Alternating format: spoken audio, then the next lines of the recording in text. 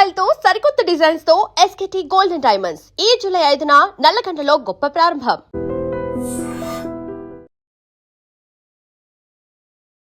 నమస్కారం, welcome to I dream.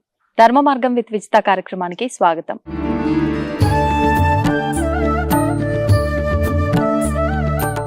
నమస్కారం అండి. జై శ్రీరామమ్మ. ప్రతిరోజు దీపారాధన చేస్తుంటాం, కానీ అంటే రోజు ఉండే పూజా మందిరమే, రోజు ఉండే దేవతా విగ్రహాలు, చిత్రపటాలే, కానీ మళ్ళీ మళ్ళీ సందేహాలు వస్తూనే ఉంటాయి చాలా మందిలో కూడా. అసలు ఏమేమి చిత్రపటాలు ఉండాలి, ఒకే దేవుడివి మళ్ళీ మళ్ళీ ఒక 2-3 చిత్రపటాలు ఉండొచ్చా, విగ్రహాలు ఉండొచ్చా, ఈ విగ్రహాలు ఉన్నా ఒకవేళ ఆడవారు విగ్రహారాధన చేయొచ్చా, ఇలాంటి సందేహాలు చాలా ఉన్నాయండి.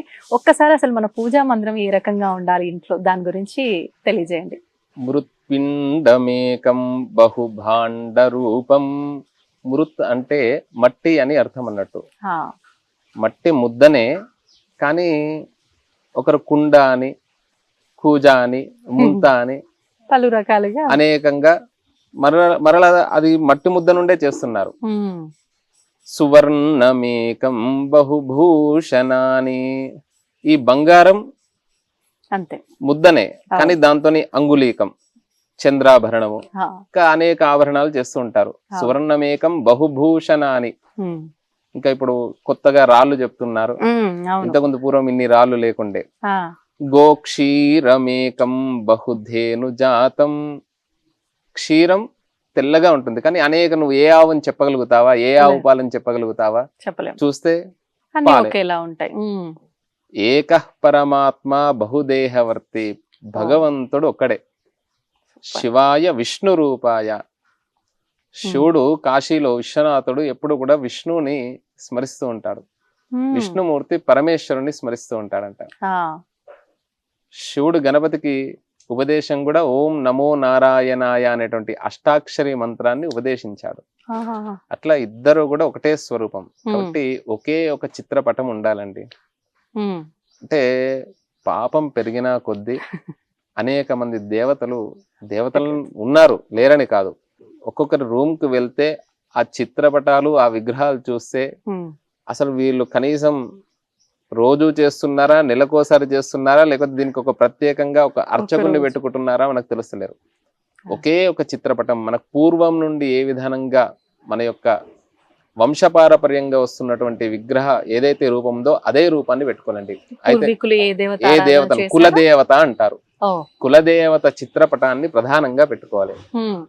మాకు కొంతమందికి కలియుగ దైవమైనటువంటి వెంకటేశ్వర స్వామి వారు, వెంకటాద్రి సమం స్థానం బ్రహ్మాండే నాస్తి కించన, వెంకటేశ సమో దేవో నభూతో నభవిష్యతి. అసలు కలియుగంలో ఆ వెంకటేశ్వర స్వామిని చిత్రపటం ప్రతి ఒక్కరి ఇంట్లో ఉంచుకోవాల్సిందే.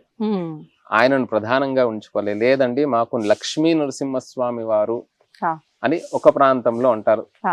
అలా ఎవరి కులదేవత చిత్రపటం ప్రధానంగా ఒకటే ఉండాలి.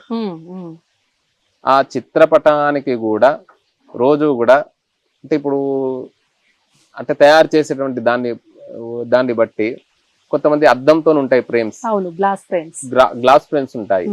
వాటికి బొట్లు పెడితే ఏం కాదు. ఇప్పుడు మామూలు ఫ్రేమ్స్ ఉంటాయండి, లామినేషన్. ఇంకా బొట్లు పెడతారండి.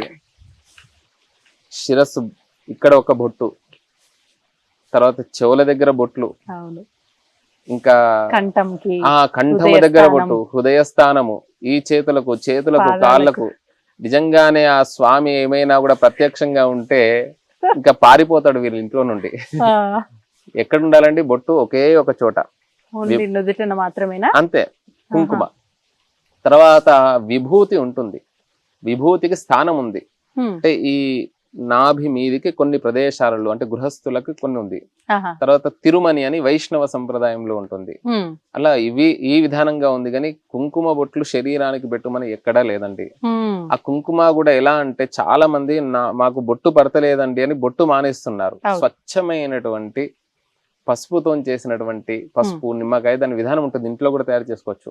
ఆ కుంకుమ అనే ధరించాలి. ఇక్కడ ఆజ్ఞాచక్రం చాలా గొప్పనైనటువంటి, మనకు ధ్యానం చేసినా లేకపోతే అమ్మవారి స్వరూపం ఇంకా కుంకుమ అంటే.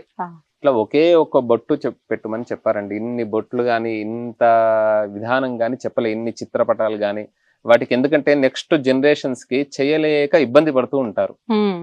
అంతే కదండి, మన వరకు అవును. చేస్తాము. అవును. ఇంతకుముందు కుటుంబంలో కూడా ఉమ్మడి కుటుంబంలో కనీసం 25 మంది 30 మంది ఉండేవారు. కానీ ఈ రోజుకి ఒక్కరు చాలు ఇద్దరు చాలు అంటున్నారు కదా. అంటే ఖర్చులు పెరిగే కొద్దీ సంపాదన ఎంత వచ్చినా సరిపోకపోయేసరికి పూర్వం కుటుంబాలని ఇంకా తగ్గిస్తూ దీనికంటే తక్కువనే ఉంటుండే. అప్పుడు అప్పటి ఇన్ని జీవన కోరికలు ఇంత మోడర్న్ లేదు. లేదు. ఏదైనా కూడా మనస్సును బట్టే ఉంటుంది కాబట్టి ఏదైనా కూడా మన చేతిలోనే ఉంటుంది. ఇవన్నీ కూడా అడ్జస్ట్మెంట్స్ అనేటువంటివి పెంచుకుంటే పెరుగుతుంది అంతే. అట్లా.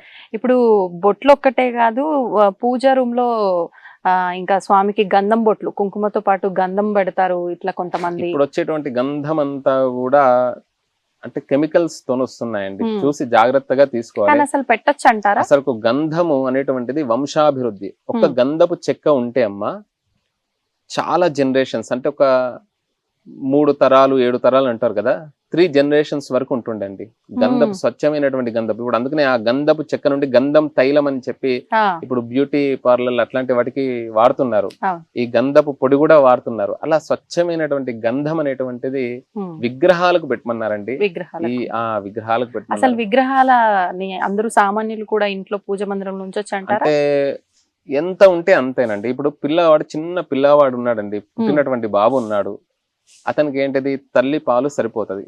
కొంచెం పెరిగినా కొద్దీ ఇంకొంచెం ఎక్కువ సిరిలాక్స్, ఇప్పటి భాషలో సిరిలాక్ అలాంటి, ఇంకా కొంత పెరిగినాక అన్నం. అంటే ఎంత పెరుగుతూ ఉంటే అంత ఆహారం పెట్టాలి. మళ్ళా ఆ నియమం ఉన్నదా దీంట్లో?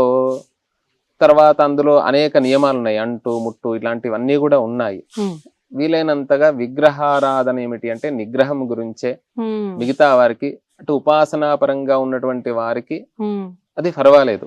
దేవాలయాలలో ప్రమాణం ఉంటుంది, కొలతలు ఉంటాయి, ధ్వజాయమని, తర్వాత ఈ విధానంగా దేవాలయ కొలత ఉంటుంది. ఆ వాస్తు వేరే. ఇంట్లో మాత్రం అంగుష్ట ప్రమాణం, ఏదైనా ఒక విగ్రహం పెట్టుకుంటే అంగుష్ట ప్రమాణం కంటే ఎక్కువగా ఉండకూడదు అని అంటారంటే. ఏ విగ్రహం అయినా పెట్టచ్చా? అమ్మవారిది గానీ వాళ్ళ కులదేవత ఇష్టదేవత ఉంచచ్చు. ఇంకా వాళ్ళు తెచ్చుకుంటే ఏదో షో కేస్ లో ఏదో సీతారామ పరివారం అని, వెంకటేశ్వర స్వామి పరివారం అని అలా షోకు పెట్టుకోవచ్చు. కానీ పూజ అనేటువంటిది చాలా కష్టమైనటువంటిది. అంటే దానికి అనేక నియమాలు ఉన్నాయి. ఎంత ఉంటే అంత నివేదన, అంత ఆరాధన, తర్వాత చేయలేకపోతూ ఉంటారు. ఇప్పుడే మనం చూస్తున్నాం, పూర్ణాయుష్ ఎక్కడ ఉంది, సౌఖ్యం కుతః ప్రాణినాం అన్న విధానంగా ఆయుర్వర్ష శతం నృణాం పరిమితం రాత్రౌ తదర్థం గతం. ఇలా బాల్యాప్యము వృద్ధాప్యము తెలియకుండా గడుస్తూనే ఉంటది. బాలస్తావత్ క్రీడాసక్త, తరుణస్తావత్ తరుణీసక్త, వృద్ధస్తావత్ చింతాసక్త, పరమే బ్రహ్మని కోపిన రక్త. అంటే ఇంత జీవితంలో మనం ఎంత కేటాయిస్తున్నాం, నిజంగా భగవంతుడికి ఎంత కేటాయిస్తున్నాం. ప్రేమ అంటారు కదా, భగవంతుడి మీద ప్రేమ అంటాం కదా, అక్కడ భగవంతుడి దగ్గరకు వదిలిపెట్టేసేయండి. మళ్ళీ తల్లిదండ్రుల యందు, మనల్ని ఆశ్రయించిన వాళ్ళ యందు, ఊరికే సమాజంలో వెళ్తుంటాము, మానవతా విలువలు అంటారు అన్నట్టు, వారి యందు. అందుకనే రాముడు మనకు ఆదర్శ దైవము. కలియుగమైన ఇప్పటికీ కూడా ఆయనను స్మరిస్తున్నామంటే ఆదర్శంగా తీసుకోండి. అంటే అందరితోనే కూడా మంచిగా మాట్లాడండి. స్మితపూర్వ విభాసి, ముందుగా తనే మాట్లాడిస్తుండంట. ఇప్పుడు మాట్లాడేయడానికి కూడా చాలా కష్టం, ఇంటి వాళ్ళని మాట్లాడేయడానికి కూడా చాలా కష్టం అన్నట్టు. అట్లా విగ్రహాలు అనేటువంటివి వీలైనంతగా వారి యొక్క కులదేవత, ఇష్టదేవత ఆరాధన, ఇష్టదేవత అంటే మనస్సులో ఆరాధన చేయవచ్చు అని చెప్పారు. ఒకే ఒక చిత్రపటం పెట్టుకుంటే సరే, మాకు ఈ ఐ డ్రీమ్స్ ద్వారా చాలా మంది చూస్తున్నారు, మా ఇంట్లో ఇన్ని చిత్రపటాలు ఉన్నాయి స్వామి అని అంటే, తప్పకుండా ఉన్నటువంటి వాటిని తీయకుండా వారానికి ఒకసారి, ఒక శుక్రవారం కానివ్వండి, శనివారం కానివ్వండి, మీకు తోచిన విధానంగా. అసలు ఉపాసనకు ఆదివారం చాలా ముఖ్యమైనటువంటిదండి. అవునా? దేవతా ఉపాసనకి. తర్వాత కొంతమందికి గ్రహాలకు కూడా అధిష్టాన వారాలు ఇవి. సోమవారం, ఆదివారమా? ఈ ఒక్కొక్క వారం భగవంత్ ఈ గ్రహాలు ఒక్క వారం ఒక్కొక్క గ్రహానికి. నవగ్రహాలు 9 గ్రహాలు కదా, 9 గ్రహాలకు మళ్ళా 9 వారాలు ఉండాలి కదా, 7 వారాలు ఉన్నాయి. సోమవారం దేనికండి? చంద్రుడికి. మంగళవారం కుజుడికి. బుధవారం బుధుడికి. గురువారం గురువుకి. చంద్రుడు ఏంటిదండి? మానసిక ప్రశాంతతని ఇస్తాడు. బాగా పిల్లవాడు ఏడుస్తుంటే మనం ఏం చేస్తాం? ప్రాక్టికల్ గా చందమామని చూపిస్తాం, అంతే కదా. ఇప్పుడు కష్టమైంది అనుకోండి. ఇప్పుడు మాధ్యమం టీవీలో చూపిస్తున్నారు అన్ని పాటలు వాటిలో ప్రకృతిని పిల్లలు, అందుకనే పిల్లల్లో చాలా సమస్యలు ఎందుకు వస్తున్నాయి అని అంటే ప్రకృతికి దూరంగా ఉంచుతున్నారండి. అది చాలా ప్రమాదకరమైనటువంటిది. ఈ చేతిలో చాలా బలం ఉంటుందండి, ఎడమ చేతిలో. ఈ బలమంతా పోవడానికి కారణం ఎప్పుడు ఈ చేతిలోనే. దీంట్లో రేడియేషన్స్ కూడా ఉంటాయండి ఫోన్ లో కూడా. అంటే అందుకనే పూర్వం చిన్న ఫోన్ వాడుతుంటారు, అసలు నెత్తి దగ్గర పెట్టుకొని పడుకుంటున్నారండి. అది దాని ద్వారా చాలా, అంటే కొంతమంది పిల్లలకి ఈ మధ్యలో నేను విన్నాను, కొంతమందికి బ్రెయిన్ స్ట్రోక్ వచ్చిందండి. అంత రేడియేషన్స్ ఉంటాయి. నెత్తి దగ్గర దీపం ఎప్పుడు పెడతారండి? పోయినప్పుడు ఒకటేసారి పెడతారు. ఇప్పుడు మనం ఏం చేస్తున్నాం, రాత్రి అంతా కూడా నెత్తి దగ్గరనే ఉంచుకుంటాం. అందుకనే చాలా మందికి అనారోగ్యాలు వస్తున్నాయి. ఏం చేస్తున్నాడో తెలుస్తలేడు, ఏ విధానంగా వెళ్తుందో. ఉండాలి, మంచి ఉంది చెడు ఉంది, దీంట్లో ఒక్క నొక్కితే దీంట్లో చాలా పనులు అవుతాయి మనకు. అన్ని పనులు చేసుకోవచ్చు. దీంట్లో మంచి ఎంత ఉందో చెడు కూడా అంతే ఉందన్నట్టు. కాబట్టి ప్రతిదానికి కూడా కారణం ఉంటుంది. ఒక్కొక్క అలా చంద్రుడు మానసిక ప్రశాంతతను ఇస్తాడు. కుజుడు ఏమిటి అని అంటే ప్రధానంగా కుజగ్రహం అనేటువంటిది మనకు కొంచెం ఉద్రేకము, కోపము, ఆవేశం వస్తుంటుంది కదా, ఇవన్నీ కూడా ఆ కుజుడికి అధిష్టాన దేవత అయినటువంటి సుబ్రహ్మణ్య. అందుకనే మంగళవారం రోజు, శనివారం రోజు నియమంగా ఉండమని చెప్పారు. ఇవి రెండు గ్రహాలు ఏంటంటే కొంచెం ఉగ్ర స్వభావం అన్నట్టు. అందుకనే కుజుడు బాగా లేకుంటే, అందుకనే మంగళవారం రోజు గుడికి వెళ్ళండి. అందుకనే మంగళ శనివారాలు చాలా మంది ఉంటుంటారు. సుబ్రహ్మణ్యేశ్వర స్వామి ఏంటిది ఉసలు కొడుతుంటారు కదా. కాబట్టి అలాంటి ఆ రక్త సంబంధమైనటువంటిది, బీపీ, షుగర్, ఇట్లాంటివి, బీపీతోనే అన్ని వ్యాధులు వస్తుంటాయి కదా. వీటన్నిటికి ఏంటంటే ఆ కుజుడికి సంబంధించినటువంటి సుబ్రహ్మణ్యేశ్వర స్వామిని స్మరించడం ద్వారా. బుధుడు బుధవారం సుజలం సుఫలం సస్యశ్యామలం వందే మాతరం. మనం సంపాదించిందంతా కూడా అంటే సూర్యుడి యొక్క అనుగ్రహం ద్వారా ఆదివారం సూర్యుడికి అనుకున్నాం కదా. శరీరము, చంద్రుడు మనస్సు, అంటే ఈ 120 సంవత్సరాలు ఈ ఖచ్చితంగా ఈ గ్రహాలు అనేటువంటిది కుజుడు మనకు 7 సంవత్సరాలు, శనేశ్వరుడు దానికి సంఖ్య ఉన్నది, అలా ఒక్కొక్క 18 సంవత్సరాలు, అలా చంద్రుడికి ఇంత సంఖ్య అని 10,000 సంఖ్య అని, అట్లా మన జీవిత కాలం కూడా ఈ సంఖ్యతో ముడిపడి ఉన్నది అన్నట్టు.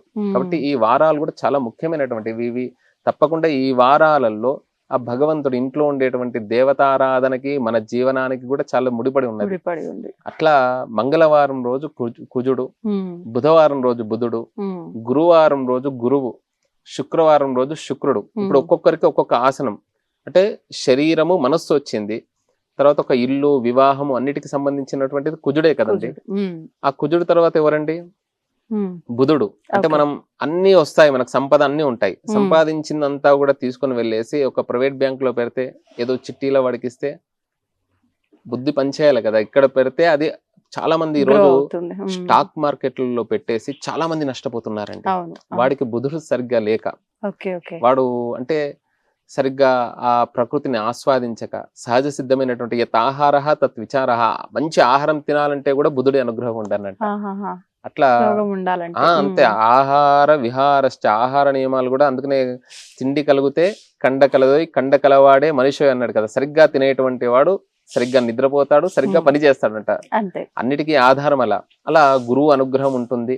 గురువు అనుగ్రహం ఉండడం ద్వారా శుక్రుడు అంటే పంచకోణాకారం మీద కూర్చుంటాడు. పంచకోణాలంటే 5 కోణాలు ఆయన కూర్చునే ఆసనం కూడా. సూర్యుడికి వృత్తాకారం, కుజుడికి త్రిభుజాకారం, బుధుడికేమో మార్గం, యారో అంటే బాణం కాదు, బాణం పుల్ల ఉంటుంది కదా, ఒక మార్గం చూపిస్తాడు బుధుడు ఈ మార్గంలో. అలా మార్గంలో వెళ్ళడం ద్వారా అలా గురువు యొక్క అనుగ్రహం లభిస్తుంది. గురువు అనుగ్రహం లభించడం ద్వారా శుక్రుడు పంచకోణాకారం మీద కూర్చుంటాడు, స్టార్ అంటాం కదా. అట్లా శుక్రుడి యొక్క అనుగ్రహం కలిగి అప్పుడు నెమ్మదిగా ఎప్పుడైతే జీవితంలో అండి ఒక స్టార్ అంటాం కదా, అది 10 to 12 years ఉంటుందండి.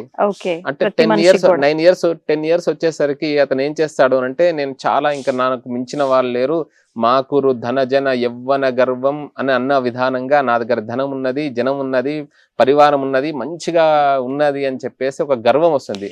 దాంతోనే అక్కడ పడిపోతాడు. అప్పుడే తను అనుకోవాలి, నా స్టార్ చాలా బాగా తిరిగింది. కాబట్టి ఇప్పుడు 40వ మెట్టు నుండి కింద పడితే ఏం కాదు, ఇప్పుడు 90వ మెట్టు దగ్గరకు వచ్చాను, ఇంకా నేను ఎక్కడం కష్టం అవుతుంది, ఈ 90వ మెట్టు దగ్గర ఇంకా చాలా జాగ్రత్తగా వెళ్ళాలి అనుకోవాలి. అక్కడే పడిపోతాడండి. చాలా మందికి ఒక 3 సార్లు వస్తుందంట, కొంతమందికి ఒకటేసారి వచ్చి పోతుంది, ఇంకా వాళ్ళు మళ్ళీ కనబడాలి. ఆ 10 to 12 years కనబడతాడు, మళ్ళీ ఇంకా వాడు అతను కనబడన్నాడు. కాబట్టి ఆ జీవితంలో ఎప్పుడైతే ఇవన్నీ వచ్చాయో అప్పుడే చాలా ఎదిగిన తగ్గి- కొద్దీ ఒదిగి ఒదుగాలి ఉండాలి. అన్నారు కదా, ఒక పాట కూడా ఉన్నది, చాలా ఆ. మంచి మంచి పాటలు ఉన్నాయి మనకి సినిమాలలో కూడా. ఈ ఆధునిక సినిమాల్లో కూడా ఉంటాయి, జగమంత కుటుంబం నాదే ఏకాకి జీవితం జీవితం నాదే నాదే. అని. అట్లా మహానుభావులు అలా మంచి ఆలోచన ఉన్న వాళ్ళు రాస్తూ ఉన్నారు ఈ మధ్య కాలంలో. ఆ విధానంగా అప్పుడు శనైహి శనైహి, అందరు శనైశ్వరుడు అంటాడు, ఈశ్వరుడు కదండి, శనైశ్చరహ అంటే నెమ్మదిగా వెళ్ళండి అని అర్థం అన్నట్టు. అప్పుడు శని యొక్క అనుగ్రహం ఉండడం ద్వారా 7 గ్రహాలు అయిపోయినాయి ఇప్పటికి అవును ఆదివారం నుండి. అవును 2 ఇక్కడ రాహు కేతు, కేతు. దానికే రాహుకాలం అని కేతుకాలం అని. మనకు సముద్ర మథనం అప్పుడు అమృతం వచ్చిన సమయంలో వీరు మాయా రూపంలో వెళ్ళేసి దేవతల వరుసలో కూర్చున్న సమయంలో అమృతం, ఆ కథ అందరికీ తెలిసినటువంటిదే. అందుకనే అప్పుడు ఆ గణంలోకి, అందుకనే రాహు గ్రహం అన్నారు, రాహు గణం కేతు గణం. సూర్యుడికి నైరుతిలో ఉంటాడు. ఇప్పుడు నవగ్రహాలు కూడా ఎలా పెడితే అలా పెడుతున్నారు కానీ సూర్యుడికి నైరుతిలో రాహు ఉంటాడు. ఆయనకు తల ఉంటుంది కానీ పాదుకలు ఉండయి, తోక ఉంటుంది. కాలము సర్పము అధిదేవత ప్రతిదేవత. శూర్పాకారము, శూర్ప అంటే చాటాకారం, ధూమ్రవర్ణము కనబడాడు. అందుకనే రాహుకాలంలో చాలా మంది మోసపోతుంటారు. అందుకనే రాహుకాలంలో ప్రయాణం చేయకండి. తమిళియన్స్ బాగా పాటిస్తారు. కేతుకాలం అంటే యమగండం అని అర్థం అన్నట్టు. చివరిది ఏమిటి అంటే వాయువ్య దిగ్భాగంలో కేతు ఉంటాడు. ఇప్పుడు అన్నిటికీ ఒక్కొక్క కలర్ ఉంది. సూర్యుడికి ఎరుపు, చంద్రుడికి తెలుపు, కుజుడికి ఎరుపు, బుధుడికి గ్రీన్ ఎంబ్రాల్డ్ అంటాం కదా, గురువుకి ఎల్లో, శుక్రుడికి తెలుపు, శనేశ్వరుడికి నీలి వర్ణం బ్లూ రంగు అంటాం కదా, అది కొంచెం నీలవర్ణం. రాహుకి ఏంటిదంటే ధూమ్రవర్ణం. కేతువుకి ఏమిటి అంటే జీవితంలో కూడా ఇవన్నీ మిక్స్ అంటారు కదా, ధ్వజాకార మండలే అంటే ఫ్లాగ్ అంటారు కదండి, పతాకం గుర్తు. పతాకం అంటే ఏంటిదండి, విజయానికి సంకేతం. మానవ జీవితంలో కూడా మేము ఇన్ని చిత్రపటాలు పెట్టాము, ఇన్ని పెట్టగానే పని అయిపోతుంది కదా, నువ్వు పాపం చేసినంత సేపు కూడా నీ కర్మ నువ్వు అనుభవించాలి. కర్మాను గోగచ్చతి జీవకేక, ధర్మాను గోగచ్చతి జీవ ఏక. కర్మ, మనం చేసినటువంటి కర్మ మాత్రమే మన ఎంబడి వస్తుంది, మనం చేసినటువంటి ధర్మం మాత్రమే మన ఎంబడి వస్తుంది. ఎంత జీవితం అండి, ఇన్ని లక్షల ఇన్ని వేల సంవత్సరాల్లో 4,32,000 సంవత్సరాలు కలియుగం అయితే అందులో మనది ఎంత 120 సంవత్సరాలు. చాలా చిన్నది. మీరు అట్లా అనుకుంటే ఇంకా దీనికంటే రెట్టింపు ద్వాపర యుగం 8,64,000 సంవత్సరాలు. దీనికంటే 3 ఇంతలు 12 లక్షల చిలుకు త్రేతాయుగం. దీనికంటే 4 ఇంతలు కృతయుగం 16 లక్షల. ఈ 4 యుగాలు కలిపితే ఒక మహాయుగం. ఇలాంటి 71 మహాయుగాలు మనం కలపడం ద్వారా ఒక మన్వంతరం అవుతుంది. 14 మన్వంతరాలంట. 14 మన్వంతరాల్లో ప్రస్తుతం ఉన్నటువంటిది వైవస్వత మన్వంతరే. అంటే అన్ని లక్షల అన్ని వేల సంవత్సరాలు మీరు కేవలం కలియుగానికి వచ్చేసరికి ఇలా అన్నారు. ఇప్పుడు కలియుగంలో కూడా ప్రస్తుతం 7వది మన్వంతరం. 7 మన్వంతరాలు అయినాయి. ఈ 7 మన్వంతరాల్లో కూడా ప్రస్తుతం ఉన్నటువంటి కలియుగంలో కూడా ప్రథమ పాదే అంటారు సంకల్పంలో. ప్రథమ పాదం అంటే ఏంటిది, 4,32,000లో 1,20,000 లో కూడా పూర్తి కాలేదు. ఇంకా 2వ పాదం, 3వ పాదం, 4వ పాదం. ఇంకా మన జీవితం అతల లోకానికి వెళ్తామా, భూలోకం మీదకి వెళ్తామా? కానీ ఎవరు భయపడిన అవసరం లేదు. ఒక్కసారి మానవ జన్మ వచ్చింది అనంటే ఖచ్చితంగా ఇంకా ముందుకే వెళ్తాం. కడుపులో ఉన్నప్పుడు బయటకు వచ్చిన తర్వాత తల్లి ఏ విధంగా అందరినీ పరిచయం చేస్తుందో, భగవంతుడు కూడా మనం ఆరాధించేటువంటి కులదేవత కానివ్వండి, ఇష్టదేవత కానివ్వండి, మన యొక్క పూర్వీకులు చెప్పిన విధానంగా కానివ్వండి, సకల దేవతలను ఆరాధించండి. ఎవరిని కూడా విమర్శించకండి, దూషించకండి. ప్రతి ఒక్కరిని కూడా ఆరాధించండి. ఏ దేవతా మూర్తులు ఉన్నారో భగవంతుడి యొక్క సృష్టేనండి. ఏదైనా కూడా భగవంతుడి సృష్టే. దృష్టిని బట్టి సృష్టి ఉంటుంది అంటారు కదా, అలాంటి మంచి జ్ఞానం. కాబట్టి ఆ చిత్రపటంలో ఏమిటి, ఒక్కొక్క చిత్రపటంలో మీకు ఇన్ని దేవతామూర్తులు ఉన్నాయంటే అందులో మంచి తీసుకోండి. వీలైనంతగా ఒక్క మంచి చిత్రపటాన్ని పెట్టుకోండి. కన్ఫ్యూజ్ కాకండి. ఇష్టదేవతను ఆరాధించండి, కులదేవతను ఆరాధించండి. విగ్రహాలు కూడా అన్ని విగ్రహాలు పెట్టకండి. ఒకే ఒక పటాన్ని పెట్టండి. రోజు మీరు అంత చేశారు, అన్ని చిత్రపటాలు పెట్టారు, కనీసం 10 నిమిషాలు దేవుని గదిలో కూర్చోకుంటే ఎట్లా అండి? కనీసం వారానికోసారైనా కూర్చుంటున్నారా? నెలకోసారైనా కూర్చుంటున్నారా? పండుగలు వస్తే ఊరికే వెళ్తారు, ఒక దండం పెడతారు, ప్రదక్షిణ చేస్తారు, అది కూడా అర్చకుడు వస్తే. ఇలా మీరు ఎంత దేవుని గది ఎంత విశాలంగా ఉంది అని కాదు, ఎన్ని ఫోటోలు పెట్టాము, ఎన్ని విగ్రహాలు ఉన్నాయని కాదు, అసలు మనం ఎంత కేటాయిస్తున్నాం దేవుని గదిలో, మనం దేవుని పూజా గదిలో మనం సమయాన్ని ఎంత కేటాయిస్తున్నాము అనేటువంటిది చాలా ముఖ్యమైనటువంటిది. అంతమందిని పిలుస్తాము, వాళ్ళని మనం గౌరవించాలి కదా. కనీసం నీళ్ళో పాలో ఛాయనో మీరు భోజనం పెట్టకండి, పంచభక్ష పరమాన్నాలు పెట్టకండి, గౌరవించాలి కదా.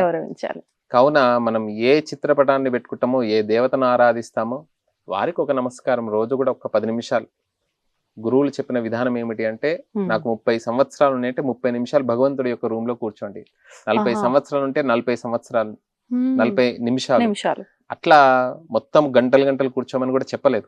ఉదయం ఒక 30 నిమిషాలు, సాయంత్రం ఒక 30 నిమిషాలు, ప్రాతః సంధ్య, సాయంత్రం 24 గంటల్లో 1 గంటే కేటాయించమన్నారు. ఒక గంట అది మన గురించి మనం అంటే అసలు ఈ రోజు మనం అనుకుంటున్నాం నేను పిల్లల గురించి కేటాయిస్తున్నాను, లేకపోతే నేను ఫ్యామిలీ గురించి కేటాయిస్తున్నాను, కెరియర్ గురించి కేటాయిస్తున్నాను అనుకుంటున్నాం. కానీ అసలు మనమే సరిగ్గా లేకుంటే నువ్వు ఎంత సమయాన్ని నువ్వు వెచ్చించి ఉపయోగం ఉంది.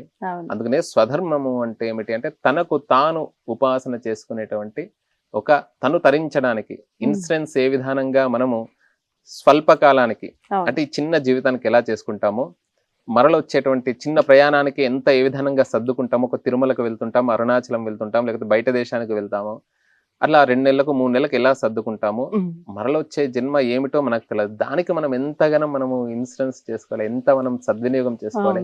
కాబట్టి ప్రతి ఒక్కరు కూడా మీరు దేవాలయ మీ యొక్క పూజా గదిని దేహో దేవాలయ ప్రోక్తో జీవో దేవ సనాతన మీ హృదయంలో ప్రతిష్ఠించుకోండి. ఫోన్లన్నీ కూడా పక్కకు పెట్టండి. ఉదయం లేచిన విధానం మనకు చెప్పారు, పూర్వీకులు చాలా గొప్పగా చెప్పారండి. ఉదయం ఇన్ని ఫోన్లు ఇవన్నీ లేకుంటుండే, ఒకటే ఆ మామూలు ఫోన్ ఉంటుండే, అది కూడా 9 తర్వాత వస్తుండే, లేకపోతే సాయంత్రం 8 అయిందంటే అసలు ఉండకపోతుండే. వీలైనంతగా ఆహార నియమాలు, ఆహార విహార నియమాలు అనేటువంటి పాటించి భారతీయ సనాతన ధర్మ మార్గంలో వెళ్ళి అందరూ కూడా తరించగలరని మేము ఐడ్రీమ్స్ మార్గం ద్వారా దాదాపు 4 సంవత్సరాల నుండి ఇందులో చాలా గొప్పనైనటువంటి అవకాశం. అలా ఐడ్రీమ్స్ ద్వారా ఎంతో మంది ప్రతి ఒక్కరు కూడా ఇది చూస్తున్నారు. వాళ్ళందరికీ కూడా మేము అందిస్తున్నటువంటి గొప్పనైనటువంటి విధానం. జై శ్రీరామ్. జై శ్రీరామ్ అండి, ధన్యవాదాలు. జై శ్రీరామ్. తవ్వుతున్న శివలింగం సరే దాన్ని అట్లా కప్పేసేయండి, చూపించదండి. Krishna is there. మూర్తి పూజ కాదు, సాక్షాత్ బ్రజేంద్ర నందన భగవాన్ ఉన్నారు మూర్తిలో. ఏమీ ఆశించకుండా ఆరాధించే వాళ్ళు కూడా ఉన్నారా ప్రభుజీ? నిజమైన భక్తి అంటే మనకు తెలియదు కాబట్టి